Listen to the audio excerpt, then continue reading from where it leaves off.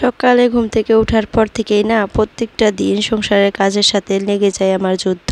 সকাল থেকে রাত পর্যন্ত ছেলে মেয়ে দুইটাকে নিয়ে কিভাবে যে কাজকর্মগুলো সামলাই আমি নিজেও বলতে পারি না। আগে রাতে ঘুমাইলে আমার 12টা-1টা বেজে যেত, ঘুম ধরতো না, বাট এখন রাতে ঘুমানোর সাথে সাথে কেমন করে জানি চোখটা বন্ধ হয়ে আসে, আমি নিজেও বলতে পারি না। শরীরটা এতটা অক্লান্ত হয়েছে সেটা আর কি বলবো। আর আজকের ওয়েদারটা দেখেন কিরকম। সকাল থেকেই পুরো ঝড় বৃষ্টি সারাটা দিন এভাবেই গেল।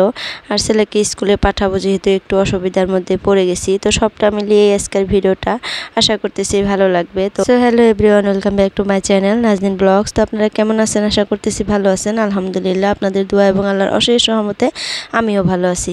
তো আজকে আমার ভিডিওটা যে যেখান থেকে দেখতেছেন, কাছে দূরে দেশে এবং দেশের বাইরে, সবাইকে জানাই অনেক অনেক ধন্যবাদ। আর আমার ভিডিওটা যদি কোনো অংশে ভালো লাগে প্লিজ একটা লাইক দিয়ে পুরো ভিডিওর সাথেই থাকবেন। তো সকালে 6টার সময় উঠে পড়ছি আজকে, যেহেতু আমার ছেলের ফার্স্ট আজকে স্কুল। আর আমার ছেলে কিন্তু 1-এ উঠে গেছে, মাশাআল্লাহ বড় হয়ে গেছে। তো সকালে ঘুম থেকে উঠেই দেখি এত বৃষ্টি হইতেছে, বাইরে কিভাবে স্কুলে পাঠাবো সেই চিন্তা ভাবনা করতে করতে জীবনটা শেষ। তো সকালে ভাবছিলাম যে মানে দিনটা হয়তো ভালোই হবে, তো উঠেই দেখি এত বৃষ্টি পড়তেছে, তো কিভাবে স্কুলে নিয়ে যাবে, কি করবে। ফার্স্ট স্কুল আজকে না গেলেও হবে না। বহুত দিনের আগেও আমার ছেলে স্কুল মানে ক্ষতি করে ফেলছে। তার নানির বাসায় যে ছিল 10 দিনের মতো স্কুলে যায় নাই, তো এখন যদি না যায় একদমই অ্যাবসেন্ট দিয়ে দিবে আর নামটাই কেটে দেবে। আর মাঝে মধ্যে মানে নোটিশ পাঠায় তো আমার মোবাইলে যে কেন স্কুলে আসে না, সেটার জন্য তো আমরা অ্যাপ্লিকেশন করছি, কিন্তু আজকে ফার্স্ট স্কুল আজকে পাঠাইতেই হবে। তো যার জন্য সকালে উঠে ছেলেকে ভাত খাওয়াইয়া দিলাম। হয়তো দেখলেন যে বললাম না, সকালে উঠে আমার সংসারের কাজের সাথে যুদ্ধ লেগে যায়, তো সেটাই।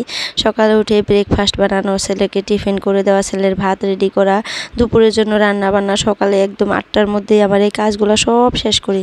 তো এতটা কষ্ট হয়ে যায় কি আর বলবো। তো যাই হোক, এপাশে দেখেন আমি সবজিও বসিয়ে দিছি, এপাশে ছেলেকেও ভাত খাওয়াই দিছি, এপাশে ছেলের টিফিনও রেডি করে দিলাম। তারপরে ব্যাগের মধ্যে কিতাব খাতা এগুলো অল্প চেক করে দিলাম। মানে একজন মানুষের চারিদিকে সামলাতে গেলে যেটা হয় আর কি, মানে রাতে তার জন্য আমি মানে শোয়ার সাথে সাথে এতটা ঘুম ধরে এখন চোখ খুলে রাখতে পারি না।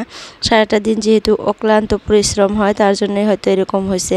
আগে কিন্তু আমি যদি ঘুমাইতাম 9টার সময়, যদি 10টার সময় যদি ঘুমাইতাম, 12টা-1টা বেজে যেত মোবাইল দেখতে দেখতে। আর এখন আমি মোবাইল একদমই চোখের সামনে রাখতে পারি না। মোবাইল হাত থেকে পড়ে যায়, চোখ বন্ধ হয়ে যায়, আমি নিজেও বলতে পারি না। তো ওই পাশে দেখেন ছেলেকে রেডি করে দিয়ে আইসা এই পাশে আবার সবজিতে মশলা দিতে মানে দিছিলাম না, জাস্ট খালি বসিয়ে দিয়ে থুয়ে গেছিলাম। আবার আইসা দেখেন মশলা দিলাম। আর কিচেন আর বেডরুমে একসাথে হওয়ার জন্য একটু সুবিধা হয়েছে আমার। তো ছেলেকে জাস্ট মানে ড্রেসটাই পরিয়ে দিছি, আর ভাবতেছি যে রেনকোট পরিয়ে দিব না নাই, যেহেতু বাইরে এখনও বৃষ্টি হইতেছে। আর আমার ভাসুর মানে গাড়ি দিয়ে নিয়ে যাবে 2 ভাইকেই, তো যার জন্য ভাবতেছি রেনকোটটা পরিয়ে দেই। আর মেয়ে আর মেয়ের বাবা দেখেন এখন পর্যন্ত বিছনাতেই শুয়ে আছে। তো বাইরে যেহেতু বৃষ্টি, দোকানে যাবে না নাই সেটাই ভাবতেছে। বৃষ্টির মধ্যে দোকানে যাওয়া মানে যাইতেও পারে না, বৃষ্টি যেহেতু বাইক নিয়ে যাবে, তো তার জন্য শুয়ে আছে। একটু মানে সুবিধা হয়েছে, উঠলেই তো চা খাইতে দিতে হবে আমার। তো ছেলেকে রেডি টেডি করে দেখেন আমি একদম রেনকোট পরিয়ে বাহিরে দিয়ে আসলাম। এখন ছেলে চলে গেছে, আমি রুমে আইসা সবজিগুলা বেরিয়ে নিতেছি। এই ফাঁকে দেখেন আমার সবজিগুলাও হয়ে গেছে। আমার কাজকর্মগুলো দেখে কিন্তু আপনারা হয়তো ভাববেন যে কিভাবে সম্ভব হয়। তো আমার খুবই কষ্ট হয়ে যায়, আমি এইভাবেই করি। মানে সকালে 6টার সময় উঠে দেখবেন 8টা 8:30টার মধ্যে আমার সম্পূর্ণ কাজ করা একদম কমপ্লিট। আর যদি ছেলে স্কুলে যায় তারপরে একটু মানে বেশি অসুবিধা হয়ে যায়, কারণ ছেলের টিফিন রেডি করতে হয়, ছেলেকে ভাত খাওয়াইতে হয়। আর স্কুলে না গেলে তো টিফিনটা রেডি করতে হয় না, সিম্পল মানে ব্রেকফাস্টটা করে সে, তো সেটা একটু সুবিধা হয়। তো যেহেতু স্কুল খুলে গেছে তো আমার একটু কষ্ট হবেই, তারপরেও আলহামদুলিল্লাহ। তো এই যে রুটিগুলো সেকে নিতেছি। আজকে আমার হাজব্যান্ড বলতেছে যে রুটিগুলো আমাকে ভেজে দিও না, সেকে দিও। তো সেকে রুটি খাইতে বলে বেশি ভালো লাগে, আর সবজি দিয়ে খাইতে সে সেকেই খাবে, মানে তেল দিয়ে খাইতে চায় না। তো তার জন্য সেকে দিতেছি রুটিগুলো আজকে। আর এইভাবে করে সেকে নিলে কি সুন্দর ফুলে যায়, ভালো হয়। তাওয়ার মধ্যে একটু করে ভেজে নিয়ে তারপরে গ্যাসের মধ্যে দিয়ে দিলে কি সুন্দর ভাজা হয়ে যায়। তো এই যে দুজনে বসে এখন আড্ডা দিব আর গল্প করবো আর চা খাবো। দেখেন কাজের মাঝেও দুজনে বসে একসাথে চাটা খেয়ে নেই, এটাও আমি মানে রুটিন মোতাবেক করে নিই। সব কাজকর্ম শেষ করে নিই, তার মানে আমার হাজব্যান্ড ওঠার আগেই। তো করে নিলে তারপরে দুজনে মিলে বসে চাটা খাইতে পারি আর কি। তো দুজনে মিলে রুটি টুটি খেয়ে নিলাম। তো এখন আমার হাজব্যান্ড তো শপে চলে যাব, তারপরে আমার যেগুলো কাজ আছে আমি ওইগুলো আমার মেয়েকে নিয়েই কিন্তু করবো এখন। এই যে বাসনপত্র ধোয়া, বিছানা গুছানো, তারপরে ঘর পরিষ্কার করা, ঘর ঝাড়ু দেওয়া, এই কাজগুলো কিন্তু আমি এখন আমার মেয়েকে নিয়েই করবো একা একাই। তো আমার মেয়ের যদি পেটটা ভরা থাকে না, খুব সুন্দর করে খেলে। আর এত সকাল সকাল উঠছে, যেহেতু আজকে 7:30টায় উঠছে, এখনই খাওয়াবো না, একটু দেরি করে খাওয়াবো। এখন 8টা বাজে, আমার হাজব্যান্ড চলে যাবে দোকানে। তো আমি এখন মেয়েকে খাওয়াবো না, একটু পরে খাওয়াবো। মেয়ের খাওয়াটা কিন্তু আমি বসিয়ে দিয়েছি, মানে হলে ঠান্ডা হতে দিবেও, তারপরে সে খাইতে পারবে। তো এই ফাঁকে আমি বিছানাটা গুছিয়ে নিলাম। আর আমার হাজব্যান্ড কিন্তু চলে গেছে এখন কিন্তু আর সে বাড়িতে নাই। আমার মেয়ে কিন্তু বসে বসে খেলতেছে মেঝেতে, তাকে খেলতে দিয়ে দিছি। বারবার বাইরে যেতেছে আসতেছে। এখন যেহেতু হাঁটা শিখছে, তাকে আর আমি ধরে রাখতে পারি না, মানে সে আমার কোলে একদমই থাকে না। আর বিছানায় যদি বসিয়ে দিই, বিছানায়ও খেলতে চায় না, বাইরে বেশি মানে বের হয়ে আসে। তো ওই যে সুন্দর করে কত কিছু বস্তু দিয়ে দিছি, যে পর্যন্ত আমি বিছানাটা না গুছাই ওই পর্যন্ত মানে আমার মেয়েকে না আমি বিছানায় রাখি। যখন বিছানাটা পরিষ্কার করে ফেলি, তখন তাকে মাইজাতে খেলতে দেই, মেঝেতে বসে বসে খেলে। তো এখনও বিছানাটা আমি পরিষ্কার করি নাই, যেহেতু তাকে আমি বিছানাতেই রাখছি, বিছানাতেই খেলুক। তো এই যে দেখেন, আমার মেয়েটাকে আমি বিছানায় খেলতে দিয়ে আমি কিন্তু বাসনগুলো ধোয়ার জন্য আসলাম। সে কিন্তু এখন একা একাই খেলতেছে। আল্লাহ ভরসা, আল্লাহর কাছে দিয়ে থুয়ে আসছি, আল্লাহ দেখে রাখবে। তো আল্লাহ দেখে রাখবে। আর আমি এই পাশে দেখেন বাসনগুলো ঝটপট করে তাড়াহুড়ো করে ধুয়ে নিতেছি, না ধুলেও হবে না। আর এই কাজগুলো যদি আমি রেখে দিই না, আমার একদমই ভালো লাগে না। তো মেয়েকে এরকম করে খেলতে দিয়ে আমি না কাজগুলো সম্পূর্ণ করি সকাল সকাল। আর আমরা দুই যা যেহেতু বাড়িতে থাকি, দেখা যায় যে আমারও মেয়ে আছে, ওরও ছেলে আছে, দুইটা কিন্তু 100 তারপরেও কেমন করে জানি আমার কাজগুলো আগেই হয়ে যায়। তো অমনেই রাইখা করি আর কি, কান্নাকাটি করে কত সময় একটু চুপ করি, ওরকম করে কাজগুলো শেষ করে ফেলি। মেয়েকে নিয়ে যদি বসে থাকি, তাহলে এই পাশে আমার কামগুলো সব মানে দেখা যাবে যে পাহাড় পর্বত হয়ে আছে। তারপরে করতে গেলে আমার ব্রেনে আর কুলায় না আর কি, কেমন জানি খারাপ লাগে, মানে খুবই খারাপ লাগে। তখন আর করার ইচ্ছা যায় না, খালি রাগ ওঠে, ভালো লাগে না। তো তার জন্য আমার মেয়ে যখন দেখি যে খেলতেছে, খেলার ফাঁকে আমি ঝটপট করে এসে কামগুলা করে নিই। এই যে কাজ করতেছি, আমার মা কিন্তু ওই পাশ থেকে খেলা আমাকে ডাকতেছে, মা মা বলে ডাকতেছে, আর আমি এই পাশ থেকে তার সাথে কথা বলতেছি আর কাজ করতেছি। তো দেখেন বাইরে বৃষ্টি, যেহেতু কাপড়গুলো তো বাইরে দিতেও পারবো না, মেশিন থেকে কাপড়গুলো আইনে এই রুমে তার বাঁধা ছিল, তারের মধ্যে দিয়ে দিলাম। আর লাইনও নাই, লাইন থাকলে হয়তো ফ্যানটা দিয়ে দিতে পারতাম। আর মেশিনের কাপড় দেখবেন বের করে আইনা যদি ফ্যানের তলে একটু দেওয়া যায়, কি সুন্দর শুকিয়ে যায়।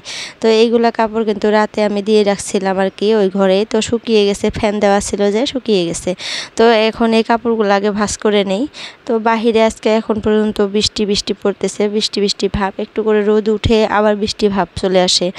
এই দিনটা আসলে না আমার খুবই খারাপ লাগে, মানে এই যে ঠান্ডার দিনের মতো দিনই হয় না, তাই না? এই যে গরমের দিন পড়ে গেছে না, এখন দেখবেন যে বাহিরে না কাপড় মেলে দেওয়া যাবে না, কাপড় মেলে দিব, দেখবো বৃষ্টি এসে পড়ছে, আবার কাপড় নিয়ে ঘরে আসেন, আবার ঘরে দেওয়ার সাথে সাথে দেখবো বাইরে রোদ উঠে গেছে, আবার নিয়ে বাহির দিই। মানে এই কাজটা আরও একটু মানে ঝামেলাই মনে হয়, বারবার কাপড় তোলা বাহির করা, এগুলো না করলেও হয় না, কাপড় তো শুকাইতেই হয়। আর কাপড় কিন্তু ভেজা থাকলে দেখবেন একটা আলাদা কেমন জানি গন্ধ বের হয়, আর গন্ধটা কিন্তু খুবই বিশ্রী লাগে, পরতে ইচ্ছা করে না কাপড়। তো যার জন্য কষ্ট হয়ে যায়, পুরাই কষ্ট হয়ে যায় এই দিনটা আসলে, বৃষ্টির দিনটা খুবই মানে কাপড়ের দিক থেকে না, গরমের দিনটা কিন্তু আসলেই খারাপ একটা দিন, খুবই খারাপ দিন। এ পাশে গরম লাগে, খায়াও শান্তি নেই, ঘুমায়াও শান্তি নেই, কোনো কিছুতে শান্তি নেই। ঠান্ডার দিনের মতো কোনো দিনই হয় না, তাই না? আমরা যতই বলি যে গরম আসলে গরম, ঠান্ডার দিনের কথা বলি যে ঠান্ডার দিন ভালো, আবার ঠান্ডার দিন আসলে কিন্তু বলি যে গরমের দিন ভালো। আসলে কিন্তু ঠান্ডার দিনটাই বেশি ভালো মানে আমার মতে আর কি, জানি না আপনাদের মতে কেমন। তো সব কাজকর্ম করা কিন্তু আমার মানে কমপ্লিট, পাকঘরের কাজ সব করে নিছি একদমই, সব পরিষ্কার করা শেষ। এখন মানে বেডরুমটাও পরিষ্কার করে নিছি। আর বাহিরে দেখেন একটু রোদ ওঠার সাথে সাথে আমি কাপড়গুলো সব বালতির মধ্যে নিয়ে চলে আসছি শুকাইয়ে দেওয়ার জন্য। কি করব, উপায় নাই, একটু রোদ উঠলে বাহিরে নিয়ে আসি, শুকাইলে নিজেরই ভালো আর কি, ভাঁজ করতে পারবো। তো ঝটপট করে বাহিরে দিয়ে দিতেছি। আর যে বললাম না, এই দিনটা আসলে খুবই খারাপ, ভালোই লাগে না এইভাবে কাপড় শুকাইতে দেওয়া আর উঠানো। এখন আর উঠাবো না, আর মনে হইতেছে যে আজকে বৃষ্টি আসবেও না, ভালো করে রোদ উঠে পড়ছে, আর বৃষ্টি হয়তো আসবে না, আকাশটা একদম চকচকে হয়ে গেছে। তো যাই হোক, আমার ছেলের আবার স্কুল ছুটি হবে 2টায়। আজকে আমার হাজব্যান্ড আনতে যাবে, কারণ আমার ছেলের শার্টটা একদমই ছোট হয়ে গেছে, বড় একটা শার্ট আনতে হবে। ছোট হয়ে গেছে মানে টাইট হয়ে গেছে, তো তার জন্যই। তো কাপড়গুলো শুকিয়ে দিলাম, 2 ঘন্টা পর আপনাদের সামনে চলে আসলাম আবার। তো 2 ঘন্টা পর গোসল টোসল করে মেয়েকে গোসল করিয়ে দিচ্ছি। আমার হাজব্যান্ড কিন্তু আমার ছেলেকে নেওয়ার জন্য হয়তো চলে গেছে, এখন 1:30টার মতো বাজে। তো কাপড়গুলাও দেখেন সুন্দর শুকিয়ে গেছে।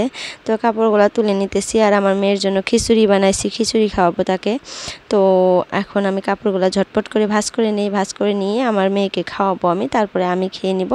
তারপরে আমার ছেলে আসলে তো তাকে আবার সময় দিতে হবে, গোসল করাবো, সব কিছুই। আর এই দেখেন ঝটপট করে কাপড়গুলো ভাঁজ করতে চেয়েছিলাম। আমার মেয়ের কাণ্ডকীর্তিটা দেখেন, এখানে এসে পালেংটা ধরে এত শক্তি করতেছে, হয়তো আপনারা বুঝতেই পারছেন। সে কিন্তু পটি করে দিচ্ছে। আর বাচ্চা কাচ্চা নিয়ে কাম করতে গেলে এরকমই হয়। তো আমি ঝটপট করে কাপড়গুলো ভাঁজ করতে চাইলাম, হইলো না কিন্তু। তো আমার মেয়ে পটি করলো, সেগুলো সাপা টাপা করে তারপরে আবার আসলাম কাপড় ভাঁজ করতে। তো ছোটো বাচ্চা নিয়ে কাম করতে গেলে একটু এরকমই মানে ভেজাল হয়ে যায়। তো যাই হোক, আজকের জন্য ভিডিওটা এতটুকুই রাখলাম। এখন আমি খাওয়া দাওয়া করব আর আমার মেয়েকে খাওয়াবো। তো বাই বাই, আল্লাহ হাফেজ, সবাই সুস্থ থাকবেন, ভালো থাকবেন।